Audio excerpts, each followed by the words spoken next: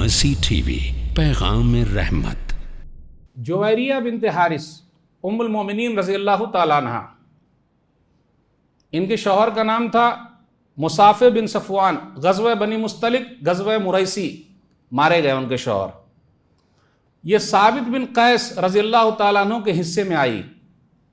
آپ کو معلوم ہے یہ ایسی ام المومنین ہیں، اللہ اکبر، 100 گھرانے ان کی وجہ سے آزاد ہو گئے۔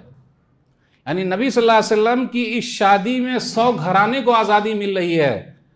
تو میرا ایک سوال ہے کہ اگر کسی شادی سے 100 گھرانے آزاد ہو جائیں، وہ آزادی بہتر ہے یا غلامی کی زندگی بہتر ہے؟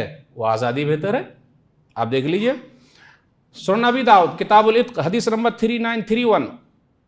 لوگوں نے کہا اے اللہ کے رسول صلی اللہ علیہ وسلم، جویریہ بنت حارث سردار کی بیٹی ہے اور سردار کی بیٹی سردار کے پاس رہے گی۔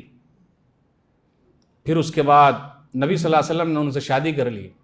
جب شادی کر لی اور 100 گھرانے تھے جن کو قید کر کے مسلمان مدینہ لانے والے تھے، یاد کیجئے گا، تو جب ان لوگوں نے دیکھا مسلمانوں نے کہ یہ 100 گھرانے ہیں جن کو ہم قید کر کے مدینہ لے جا رہے ہیں، اصحار رسول اللہ صلی اللہ علیہ وسلم، ارے یہ لوگ تو رسول اللہ صلی اللہ علیہ وسلم کے سسرال والے ہیں، تو نبی صلی اللہ علیہ وسلم کے سسرال والے کو ہم قیدی بنا کر مدینہ لے جائیں؟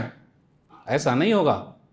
راوی بیان کرتے ہیں فما رأینا امرأة كانت اعظم برکۃ علی قومها منها اعتق فی سببها 100 اہل بیت من بنی المستلق۔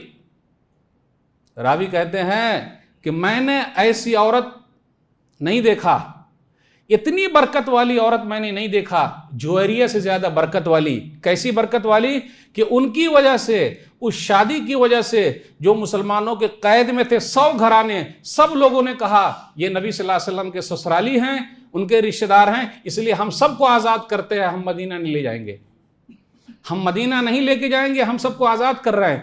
ایک شادی کی وجہ سے 100 گھرانے آزاد ہو گئے۔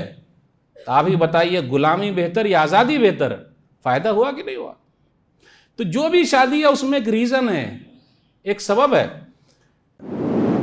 مرسی ٹی وی کے مزید ویڈیوز کے لیے ہمارے چینل کو سبسکرائب کریں اور بیل آئیکن کو کلک کرنا نہ بھولیں۔ جزاک اللہ خیر۔